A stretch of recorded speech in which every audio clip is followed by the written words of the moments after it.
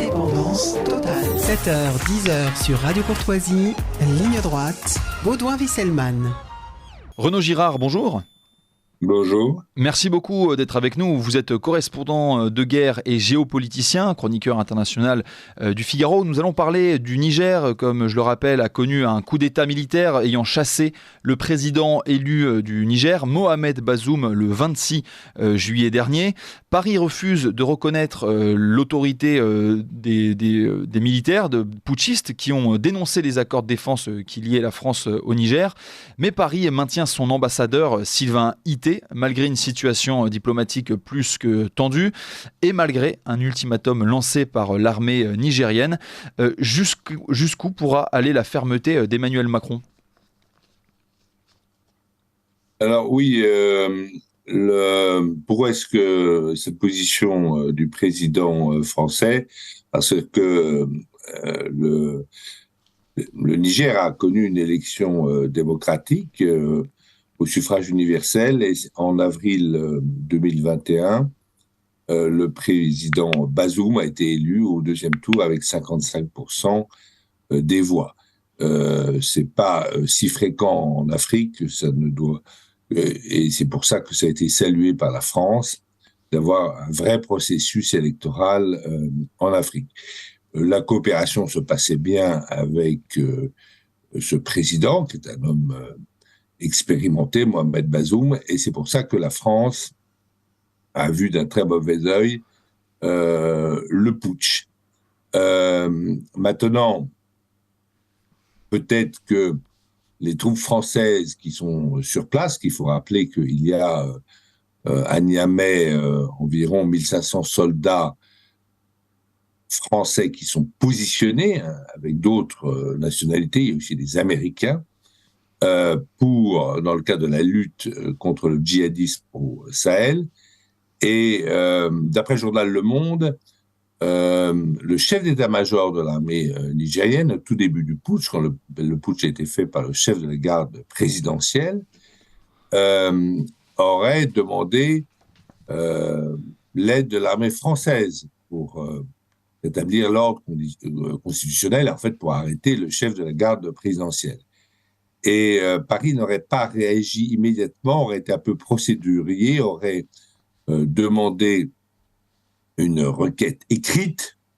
Bon, ce sont des procédures qui s'appliquent assez mal dans ce genre de circonstances, ou bien il fallait réagir tout de suite avec le chef d'état-major de l'armée nigérienne, où là maintenant, effectivement, c'est trop tard. Personnellement, je pense que la France ne devrait pas intervenir au Niger, ne devrait pas intervenir seule, mais ne devrait même pas intervenir en appui à la CEDEAO, au contingent de la CEDEAO. La CEDEAO, c'est l'Organisation économique des États de l'Afrique de l'Ouest, parce que même si c'est la France qui donne la logistique, c'est-à-dire qui donne les avions pour que des contingents éventuels de Côte d'Ivoire, du Sénégal, du Bénin, du Nigeria interviennent à Niamey, évidemment, ça sera considéré comme une intervention française. Et ensuite, si les choses se passent mal, évidemment, c'est la France qui sera responsable. Alors, évidemment que le président Macron prend la défense de la démocratie, et c'est bien normal, puisque ce sont de vieilles valeurs françaises, mais je pense que ce serait une erreur de vouloir rétablir la démocratie par la force au Niger, puisque ce pays est indépendant depuis 1960, depuis plus de 2 générations, et que donc il faut laisser l'Afrique aux Africains. Et aujourd'hui, vous avez un putsch militaire au Gabon. Le président Ali Bongo vient d'être renversé par des militaires. D'ailleurs, le régime Bongo n'était pas loin de là une démocratie parfaite. eh bien, je pense que nous n'avons pas à intervenir dans ce genre d'affaires, parce que intervenir dans ce genre d'affaires, ça veut dire rétablir la paix française, rétablir la démocratie à la française, rétablir la paix française, et rétablir la paix française, rétablir la civilisation, si vous voulez, occidentale, les mœurs politiques de l'Europe, et la mission civilisatrice de l'Occident, ça s'appelle la colonisation. C'est d'ailleurs la définition que lui donnait Jules Ferry. Je pense que nous devons aider les gouvernements africains lorsque nous le souhaitons d'ailleurs, et si nous considérons qu'ils ont des objectifs sécuritaires ou économiques ou humanitaires que nous partageons. Là, c'est très bien, il n'est pas question d'abandonner l'Afrique, mais il n'est pas question non plus de revenir dans une position de force pour être les maîtres de l'Afrique. Je pense que nous avons librement, en 1960, renoncé à la colonisation. C'est pas pour revenir par la fenêtre comme puissance néocoloniale. Et en plus, ça peut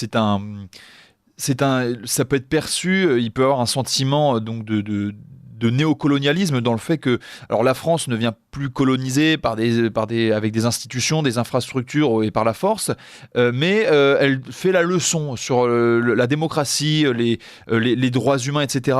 Est-ce que c'est encore plus insupportable pour les Africains d'entendre un peu des leçons de morale? Et souvent Emmanuel Macron est presque méprisant quand il sera en Afrique. Alors,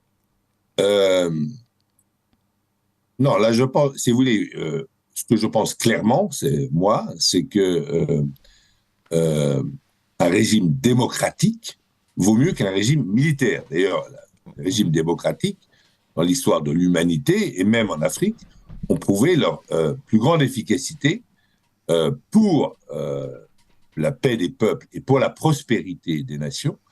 Les régimes démocratiques ont prouvé qu'ils étaient plus efficaces que les dictatures militaires. Mais, et donc je trouve ça tout à fait légitime que nous rappelions nos souhaits de régime démocratique, parce que ce sont les valeurs françaises, des droits de l'homme et de la Constitution française. Maintenant, une fois qu'on a donné notre vue de principe, nous n'avons pas effectivement à donner des leçons à d'autres pays du monde, surtout pas par la force. Ces leçons par la force ont été données notamment, par exemple, par les Américains à l'Irak. Ils ont voulu démocratiser par la force de l'Irak en 2003. Ils l'ont annoncé et ils ont même organisé des élections. Et ça a en fait créé la guerre civile, puisqu'en fait les électeurs se sont divisés sur des bases ethniques. Et donc la volonté américaine d'imposer la démocratie par la force en Mésopotamie, en Irak, s'est terminée sur une catastrophe. Enfin, la catastrophe n'est toujours pas résolue d'ailleurs. Il y a toujours beaucoup de problèmes en Irak. La même chose en Afrique, la même chose avec notre intervention en Libye, si vous voulez. Nous avons créé, au nom de la démocratie, au nom de cet enthousiasme qu'avait eu Nicolas Sarkozy pour les printemps arabes, nous avons créé un immense chaos, non seulement en Libye, mais dans tout le Sahel. Et nous avons d'ailleurs, nous sommes intervenus militairement pour chasser Kadhafi, mais après nous avons dû faire une deuxième guerre au Sahel pour réparer les dégâts de notre première guerre, puisque les armes libyennes se sont répandues dans toute l'Afrique sahélienne et l'ont déstabilisée entièrement. Donc, bien sûr que nous pouvons être fiers chez nous de nos valeurs démocratiques, mais d'ailleurs, je pense que nous devons rayonner par l'exemple davantage que par des leçons de morale, montrer que la démocratie française fonctionne bien. Et d'ailleurs, elle a des défauts, et la priorité du gouvernement le gouvernement devrait d'ailleurs se concentrer sur l'amélioration du fonctionnement de la démocratie en France. Mais c'est une autre, et rayonner par son exemple. Mais en revanche, vouloir imposer en terre d'islam des régimes à l'européenne, ça s'appelle la colonisation. Il y a eu des expéditions néocoloniales qui ont été tentées, donc en Irak, on l'a dit, par les anglo-saxons, et même en Libye. Ça s'est fini par des immenses catastrophes. Pourquoi ? Parce que nous n'avons plus les moyens ni moraux, ni militaires, ni financiers, ni diplomatiques de gérer le monde entier, en tout cas de gérer l'Afrique. Nous avons renoncé volontairement à le faire en 1960. C'est pas pour revenir subrepticement au nom des droits de l'homme pour remplacer les Africains dans les gouvernements de leur pays. Alors, est-ce qu'on pourrait revenir donc aux raisons de ce coup d'État ?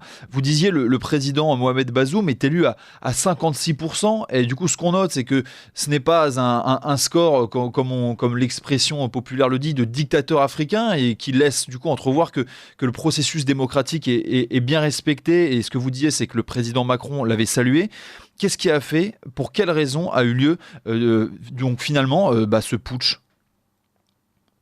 Alors, j'étais pas au Niger quand ça s'est passé, et donc je ne peux pas vous l'expliquer. Je pense que le chef de la garde présidentielle devait être limogé ou avait peur d'être limogé, donc il a pris les devants.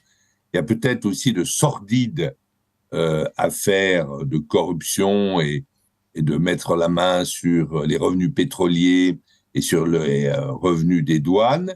Le président Mohamed Bazoum était, lui, intègre. Je ne suis pas du tout sûr que les officiers qui ont pris sa place le soient. Mais à nouveau, c'est pas à nous de décider qui doit gouverner le Niger. Et d'ailleurs, nos alliés américains ont envoyé une diplomate de très haut rang, Victoria Nuland, à Niamey, parler aux putschistes, puisque les Américains ont parmi les putschistes des généraux qu'ils ont formés, avec qui ils s'entendent bien, avec qui ils ont beaucoup coopéré, d'ailleurs, dans la lutte anti-djihadiste au Niger. Non, je ne pense pas du tout que les raisons de ce coup d'État au Niger soient bonnes, et je ne saurais jamais soutenir les militaires qui ont fait ce coup d'État. Mais je ne pense pas pour autant que ce soit à la France de ramener la démocratie et la paix française au Niger. Nous n'en avons plus ni la volonté, ni les moyens militaires, moraux, financiers. Il n'est plus question de recoloniser l'Afrique. Et quand on voit le fait qu'Emmanuel Macron s'empresse pour faire respecter la légalité et ce président élu légitimement, est-ce que on a l'impression que la France a peur de perdre des intérêts ? Est-ce qu'elle veut garder une influence ? Est-ce que c'est Emmanuel Macron qui veut se montrer influent encore sur la scène internationale ? Parce qu'il aime ça, il l'avait montré lors du conflit entre la Russie et l'Ukraine. Je crois que Emmanuel Macron est très attaché à l'Afrique, puisqu'il y a passé du temps, il a fait tout son stage de l'ENA au Nigeria, donc il connaît la région en fait. Je crois que s'est beaucoup investi dans le G5 Sahel. Il a été, c'est légitime, affecté par le fait que le Mali, dans le G5 Sahel, puis le Burkina Faso, s'éloigne de la France. Et là, ça fait le troisième pays, le Niger, qui, dans le G5, s'éloigne de la France. Pourquoi ? Parce que ces pays pensaient que l'armée française allait tout régler, allait amener la sécurité dans le Sahel. Évidemment, l'armée française n'en a pas été capable, parce que on ne pouvait pas pacifier 5 millions de kilomètres carrés avec seulement 5 000 hommes, c'est juste impossible. Mais il y a eu une frustration des populations africaines quant à la sécurité, et cette frustration s'est même muée ensuite en défiance, et aujourd'hui même en hostilité d'une partie de la jeunesse africaine, parce que c'est pas tout le monde, c'est aussi une jeunesse africaine qui peut être instrumentalisée, et on n'a pas été sonder les campagnes du Niger pour savoir si elles sont pro-putsch ou contre-putsch. Elles ont voté ces campagnes, et elles ont voté pour Mohamed Bazoum. Il faut le rappeler. Mais oui, je crois que Emmanuel Macron est attaché à ça. Il l'a dit à la conférence des ambassadeurs, il a peur d'une épidémie de putsch dans la région, mais je crois que les réalités vont s'imposer à lui. Alors, on peut tout à fait comprendre qu'il ne va pas respecter, il ne va pas se soumettre à un ultimatum de ces putschistes, du retrait de l'ambassadeur sous 48 heures, mais je pense qu'à un moment ou un autre, assez prochainement, notre ambassadeur va être exfiltré, c'est normal, et petit à petit, à notre rythme, bien sûr, nous allons retirer nos soldats du Niger. Pourquoi ? Parce que la doctrine française, et Emmanuel Macron l'a rappelé à la conférence des ambassadeurs, la doctrine française, c'est de coopérer avec les gouvernements en place. La France ne veut pas être en première ligne en Afrique. La France ne veut pas faire le combat des pays africains à la place des pays africains.